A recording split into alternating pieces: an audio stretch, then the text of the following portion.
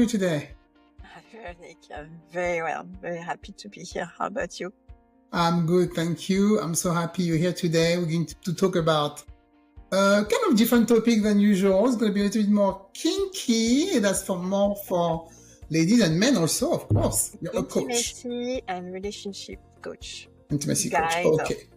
Yeah, perfect. A guide. Okay. What inspired your evolution into intimacy and relationship coaching? Yeah. And how did your journey start?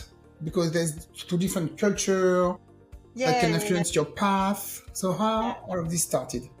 Yeah, so often people ask me also what led me to coaching and this specific kind of coaching. I feel that I have coached my whole life. Started as a child. I was good at observing, noticing patterns already, and asking a lot of questions to adults, to my parents, and noticing how they were interacting, but also other adults. I was spending a lot of time observing, but it seems that I had some wisdom to share. My parents were sometimes asking me, what I was thinking about things, and things got, deeper, I would say, when they were preparing themselves to divorce, where they would each take me to listen to them. They would take me as a therapist, basically, which was not my role, of course.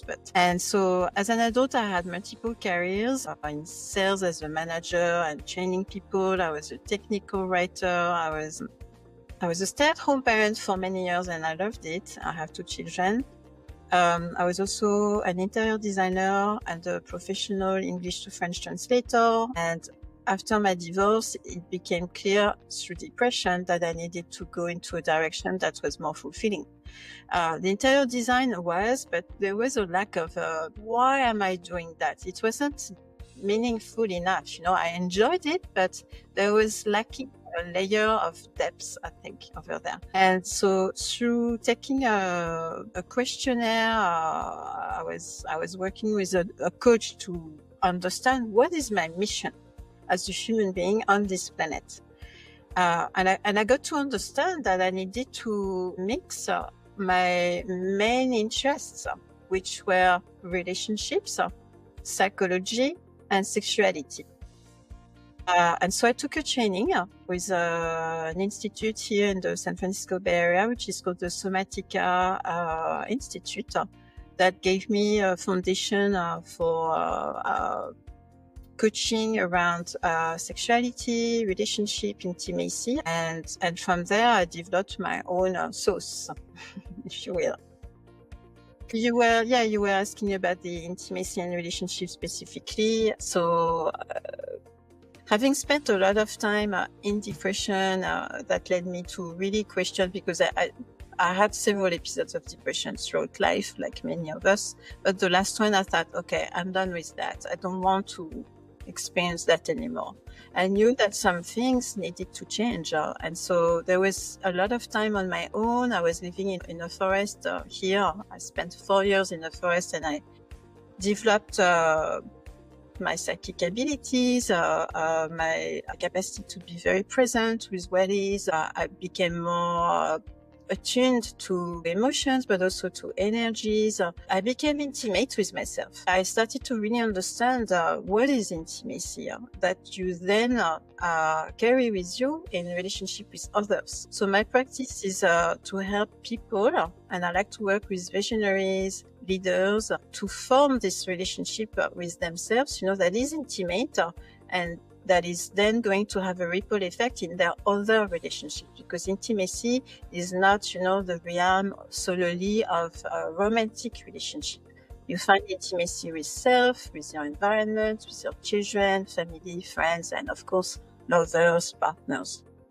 Okay, yeah, we're going to talk about that more in details. So you describe yourself as, I'm going to ask you a question here because I'm really clueless about that terms, So you describe yourself as bisexual, okay, that I know. Mm-hmm. Demisexual, what is this? And sapiosexual, I don't know what that is. Yeah, I know. Please explain. Let's popularize some terms here. So demisexual means that I need to form an emotional bond with someone in order to start feeling turned on by them. Okay. Yeah. So kind of normal then. Sorry? Kind of normal then, right? Because No. I mean, sometimes you can have you can have a one night stand or whatever, but Yeah. So, some people, they don't necessarily need to have this, emotional closeness. But for me, after many years actually, where I was not giving myself a chance to form an emotional connection with people, and I was exploring my sexuality with a lot of people, I was often puzzled that I was finding myself in two environments that were very sexually charged, like a sex party. I was going with my partner, and I was meeting other people and having other sex with my partner and those people, or just those people. And the idea of those scenarios, of this environment, was more stimulating than the actual act with those people, where I was like, I'm not very turned on. It took me a long time to realize that it's because I hadn't had a chance to form, a connection with these people. It's what it means. Demisexual, it's emotional connection, and sapiosexual, it means that you are attracted, aroused by intelligence. here you go. That's me. Yeah. That is me. And that's me as well. So someone, Definitely. especially a man who is very intelligent, who is brilliant, has a higher chance of having me being turned on by them. But it's not just, oh, you're brilliant and I'm going to be turned on by you. No, it's several things. But definitely someone who has a lot to share, who knows a lot, is going to be curious and turned on. Me, it's smart and funny. If you like that, that's my husband. He's very smart and funny. But I like to have a man who can answer my questions. That's something, a lot of things I don't know or anything. And he's kind of a little bit like an encyclopedia, this guy. Yes. Yeah, I like that. Yeah, me too. But he's also really funny. So if you have those two, we're here. Okay, so sapiosexual. I don't need the humor. I would say I have to have the emotional depth with the person. Yeah. Emotional depth and intelligence. Okay. So that helps you shape your understanding of intimacy. That's what you mean, connection. You need to have those three things. That helps me to enter, that makes me want to enter intimacy with someone. Yes. And that helps me to understand others in their intimacy, but everyone has different needs. Like you just mentioned, that for you, it seems that in order to maybe want to be intimate with someone, enter intimacy with someone, or like with your husband, you want to find the humor and the intelligence. Okay. And one thing also we didn't talk about, your dominatrix. What is this? You walk on people with high heels? I mean, I could if they want to. That's what I vision. Well, it means, in a relationship, there is always someone who is going to, at some point, take the lead, and the other who is going to follow. And so, in a BDSM, and I don't know if your audience is going to be familiar with BDSM. Yeah, I think they will. Yeah, most of them are women. Yeah, I'm sure they will. Yeah. Okay. So in BDSM, we play with energies. Someone can embody the energy of the dominant. Someone can embody the energy of the submissive. And some people prefer to be in one energy when they are, in a relationship, in intimacy, or in sexual play with a partner. They may prefer to be the one who leads, who, gives the direction. And some people, they like to have a break. They like to follow because maybe outside of, intimacy or sexual experience, maybe they take a lot of responsibilities, they make a lot of decisions, and in that environment, maybe they prefer to follow. And those things happen pretty naturally. And so for me, I realized that I had a more dominant energy when in intimacy and in sexual play, because I had a partner at some point, a long-term partner, who, and we were in a non-monogamous relationship. So he and I had other partners, and he would often comment that he had a partner who was submissive, and that he was entering certain dynamics with that person. And so I was curious about that, and I was asking him if we could play the same in a similar way, because I was intrigued. I wanted to learn and I wanted to bond with him in that way. But you were saying, yeah, but it doesn't work well with you because you're dominant. Dominant, yeah. Yeah. And it took me a while, before realizing what he meant, because, we are how we are. And even though I have had the experience of several partners throughout life and lots of people that I played with that I wouldn't call a partner, but more like a play partner, it took me a while to realize that, yes, indeed, I take the lead very often. And so at some point, I think there was a process of me, recognizing that, yes, I like to take the lead, but I also like to follow. So I can go into something deeper before exploring more the dominatrix concept, but I am a switch, which means that I like to go back and forth between leading and following. So I like to be dominant and I like to be submissive. I mean, the way it works is context dependent. Yeah. But I can do both, basically. And so at some point, around 2 years ago, after hearing people saying, you haven't thought about taking a dominatrix class because they would, feel that energy inside of me. I even had, men wanted to submit to me, saying, I want to praise you, I want to worship you as a dominatrix. And so I thought, well, there seems to be something to explore there. So I decided to take a training. Wait, there's training. There are trainings for that, yes. So I took a training with a dominatrix who is based here in the San Francisco Bay Area.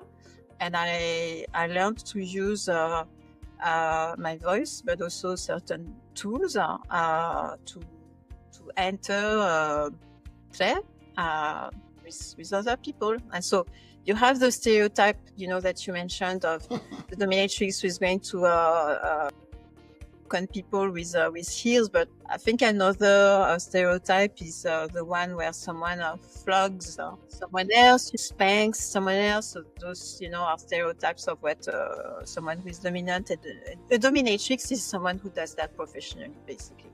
Yeah. So you have people, in my case, it's predominantly men who want to be guided to have a certain kind of experience.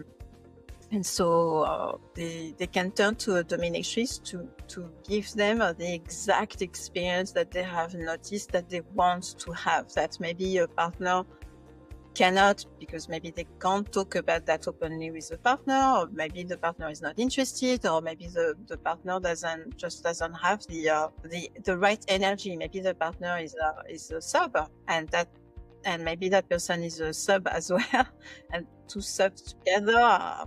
Well, no one is leading. No one is leading firmly. Yeah. So you talked earlier that you work with visionary, successful men. Mm-hmm. So what kind of challenge when they come to you? Because I are Shiva, what kind of challenge do they face in intimacy, relationship? Yeah, that's a great question. So generally there are people who on the paper are successful, and so they may have ticked lots of boxes in terms of realization as a human being, as a professional. Also, they may have, a great career, they make a lot of money, they have a big car, they have a house, they have a partner, a pair of kids, but that doesn't make them fulfilled. They realize that actually they are not, and that something is missing. And so I generally connect with them. We get to connect with each other because they are about to enter a deep cycle of transformation, or they are just entering a cycle of transformation, which you can call a growth spurt, like a baby is going to have a growth spurt. It can also, in the spiritual jargon, it can be called a spiritual awakening or just an awakening. So in general, I find myself being connected with these people naturally as they enter this cycle of deep transformation. And so what happens with those people, visionaries, leaders, is that they are pretty disconnected from their emotions. They were able to put themselves, on some tracks. And for men, a lot of them in our Western cultures were conditioned to repress their emotions from an early age. Think about little boys that we say, don't cry. Yeah. and don't learn to be with their emotions, to release their emotions, in a healthy way. They're going to cope with maybe being absorbed into some activity. So they may overwork, they may do a lot of sport, but they may not be present with their heart, with their emotions. And so what I do with them is that I teach them to be with their emotions in their body, to feel again. And because my practice is it's somatic, so it means that I help them to be in the body with presence, with whatever arises in the body, so that they can recognize the emotions and build the literacy of emotions, but also attune with their inner voice, which you can call intuition or God or spirit, depending on the framework that you want. To meditate, how do you do that? So we can use mindfulness. Yes, it's one of the tools that I like to use. Mindfulness is great because it's also something that is going to help you to be present, to recognize the emotions, but it can also open you to attune to that inner voice. When you remove the crap, all the thoughts, the inner critic, that negative voice inside of you, and there are techniques to do that, there is more space to hear the messages that you receive, the guidance. And so I help them to do that. And I help them, that can be, of course, with meditation, with visualization, with journaling. We can use also cards. I like to use tarot, oracle cards for guidance, rituals as well. And concepts that are important to my practice are radical acceptance and unconditional love. So we're going to accept, who we are completely and love that completely. It doesn't mean that there is no place for ethics, integrity, and boundaries. Of course, these are essential, but being able to be in that space where we accept ourselves completely leads to then accept situations and other people completely. And same for love. When you can love yourself, unconditionally, then it's the pathway to love life, to love what is, and others unconditionally. Again, boundaries still have their place. Yeah, it's really important, right? So is that what you're talking about when you said you talk about being you have a role as a cosmic priestess? Okay, yeah. In my bio, yeah. In my bio, I said that the dominatrix in me, she's a priestess. She's an intergalactic priestess. So, and her name is Aya Luz. So Aya is the fusion of Gaia, which is our planet, because she was born, she's a human being. She's embodied on planet Earth, Gaia. And she's helped by AI. Okay. You know that AI is making more and more itself present in our lives. And so she consults AI. AI is a part of our consciousness, and she works closely with our AI to guide people to transform, because a priestess organizes rituals, ceremonies to help people to transform. Okay. And I saw, so talking about those higher shaping men, I saw that right now you have an offering about, it's a beta test. So they have to invite you for lunch, and you can tell them, okay, now I see how you treat women. This is what you should do. I like to hear how you understand the offer. Yeah, currently, and I don't know if it's still going to be online when this is broadcasted, but currently I received a very powerful transmission around how to best serve that population. After, witnessing personally, but also hearing countless other women being faced with men here in the San Francisco Bay Area who maybe, again, are successful on the paper, but not being very connected to their emotions, which means that it's hard for them to be connected to women's emotions. So, I realized that I could serve visionaries, men, to become more attuned to the divine energy, to step up their game, basically, to present differently, physically, but also to appreciate women who are, into their divine energy, who are in their goddess energy, to appreciate them more, to know how to worship them, and to have the place at home to be able to receive these women and to continue the worshiping with them, or after the dating, to worship them. So this service, it's called Date the Goddess. It's an experiential where we're going to look at their dating profile, as well as what is their elevator pitch. In the business world, we talk about, okay, what is your project elevator pitch? Well, here it's personal elevator pitch. How do you present yourself? Who are you? And how do you do that? But also how they present, in terms of clothing and, their physical aspect. Hi, everyone. Today I'm speaking with my first movie stars. First, let me introduce David Alford, who is the producer of the movie Searching for the Elephant, available now on Apple TV, Amazon, YouTube, and Tubi. David started Cross Purposes Productions in 2019 and has been a driving force behind the production of all 4 of their films. He is married with 3 children. After graduating from the University of Texas with a Bachelor of Science in Radio, Television, and Film, in the early 90s, David worked in Christian radio in both Austin and Dallas, Texas, in both the Christian music format, program director on Air Talent, as well as the talk format on Air Talent. He has produced 3 more award-winning feature-length films that have gone on to be distributed worldwide and seen by millions of people on some of the largest streaming and satellite platforms in the world. His work has been voice-dubbed into Portuguese and subtitled into many languages, including Hindi, to reach a larger global audience. Joseph Stam, who is the main actor, is 21 and very talented. Joseph grew up with a theatrical streak encouraged by his mother, and as a film enthusiast, encouraged by his older brother, who is now a film editor.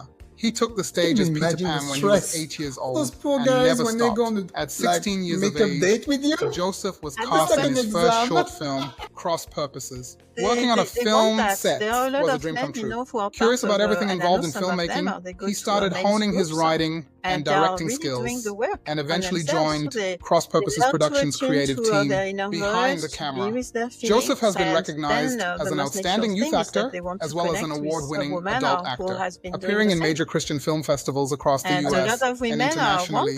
Joseph's film work can be seen globally on platforms such as Amazon Prime, Apple TV Plus, Tubi, Pureflix, and more. So now let's hear it from David and Joseph. But maybe it's the big city. But I met my husband by chance. But it was like date after date. Yeah, it was time for me to meet him. But really, I think people definitely need you. That's for sure.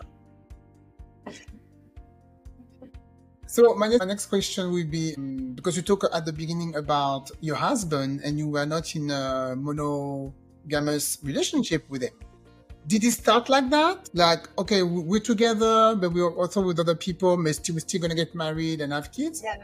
Or maybe like after 10 years, okay, we're bored, let's do something else. Because usually, that's what people do also. Yeah, let's try something else. Yeah, there was a bit of both.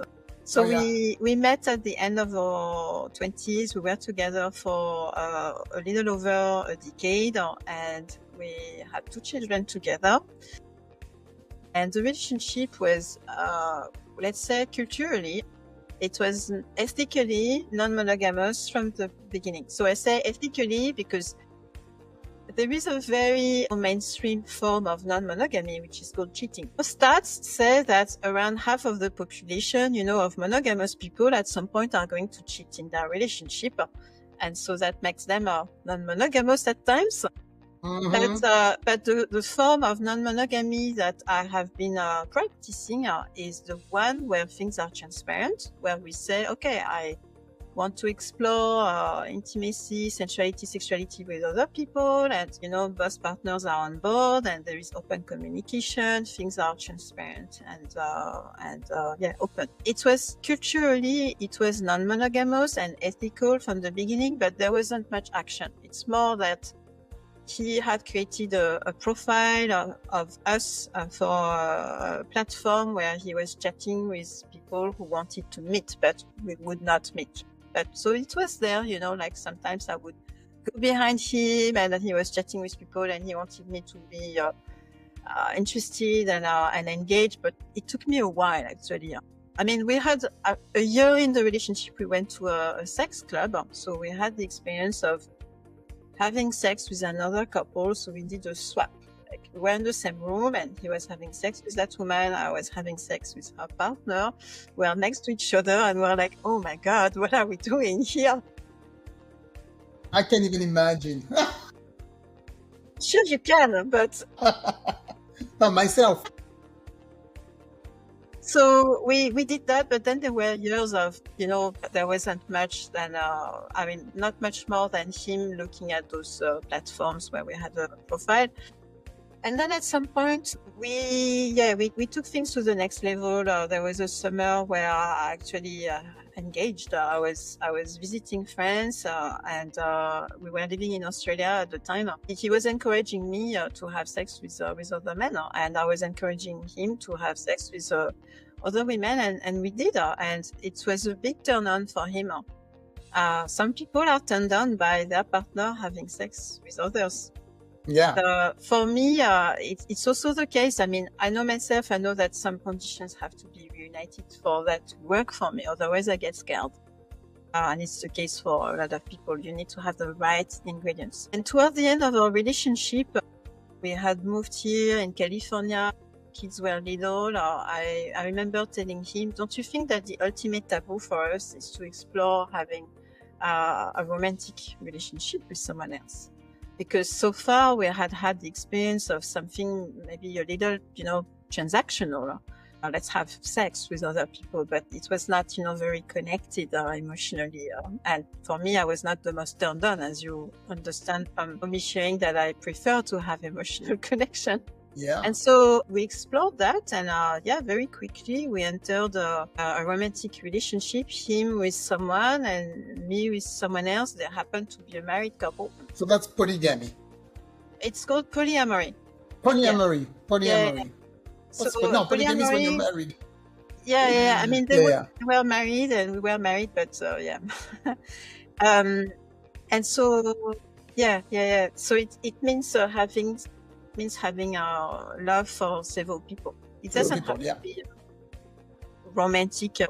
Some people, are not deeply romantically involved with other people, but consider themselves to be loving multiple people, and that makes them polyamorous. And our relationship ended, and I continued on that path with another long-term partner. We were polyamorous together, exploring all sorts of relationships with other people. Do you think it's natural for the human being to be with only one person? Because I don't think it is. To be with one person? Yeah, only with one person, like the whole life. I mean, I will be, because I know I won't, that's something I will do. But sometimes, you think, this person or whatever. I don't, even my husband, I'm sure, you see someone, is like, oh yeah, I would like, to have a relation, do something with her. I don't think it's not DNA. It's natural to be only with one person. I think it's natural to want to be with multiple people. Then, pulling the trigger, actually engaging with these people, it's another story, especially, in our Western cultures where it's not the dominant model. The dominant model is monogamy. But there are books to read which are very interesting, that human beings, like most other animal species, are in nature non-monogamous. And if you think about, even in our monogamous Western cultures, most people will have had more than one person that they will have been, intimate with in their life. And so that makes them non-monogamous. If you had a boyfriend in high school and then you met the one and you've been your whole life together, you were not monogamous. You are not monogamous. You had more than one love. Not like the penguin. That's what you mean. I don't really know for the penguins, but penguin is one and that's it. Yeah, but also, where does non-monogamy start? Does it start with, let's say, someone, or they dated just one person in their whole life. They met someone at 15 and, they are together until they die. Does monogamy start when they just imagine, and have desire for someone else, and they may not, take action on that? Does it start when you text with someone and you express that you have desire for that other person? Does it start with watching porn, where obviously you see other people are having sex and it's not your partner, it's not you and your partner that you're watching? Does it start with just, I don't know, engaging in the conversation? Let's say you are a woman and you engage in a conversation with another man, and you experience just pleasure having that conversation. Maybe there is some flirting. Flirting is just being playful and enjoying it. Does it make you non-monogamous? Is it a form of experiencing attraction, desire for another person? Does having that makes you non-monogamous? There are all sorts of questions. Things are very nuanced. In my field, I don't promote one model over another. I want to encourage people to go deeply into what works for them. Yeah. So if someone is into serial non-monogamy, which means they're monogamous with one person at once, but they had 5 marriages. Yeah. Okay, see what I different mean? criteria. Which is also the dominant model. It's monogamy. Well, if this is your thing, I'm here to encourage you. I'm not here to judge. I'm here to support people in what resonates with them. I like, in my practice, to support people to align the mind, the body, the heart, the soul. Because when you are, deeply aligned with yourself, then you are a better human being. You're going to do everything better because you're going to experience more joy in just being and working and loving. So in general, you only work with men, or do you also have clients? It seems that I connect, more with men, but I also from time to time work with women. Yes. Awesome. Okay. Yeah, we need help too. Yes. So now let's talk a little bit about your lifestyle, like in spiritual integration. Because I saw that you talk about you like to have a daily yoga, soaking bath, and so how that support your spirituality, your coaching work? Does that help a lot? Do you have a ceremony when you do a soaking bath, or what's going on there? Sorry, so you want to know what is my spiritual practice on a daily basis, or what is? Yeah, how is that all those daily practice help your coaching or your spirituality? Okay, yeah, so I do have daily practices that are spiritual in nature. Like in the morning, I start my day with a gratitude practice where I like to spend some time where out loud I'm going to thank everything and everyone. The universe, to my parents, to my friends, to my children, nature. Just being, very present with the extraordinary gift to be alive. And to have this amazing adventure to be an embodied expression of consciousness on our planet. I also meditate. Meditate several times a day, to journal. I pull cards also for guidance. I like to closely work with spirit for guidance for the day, for the week. And all of that makes me very present. Makes me full of gratitude and makes me available to be in service, to find, what are the best avenues, the best services, products in order to support others.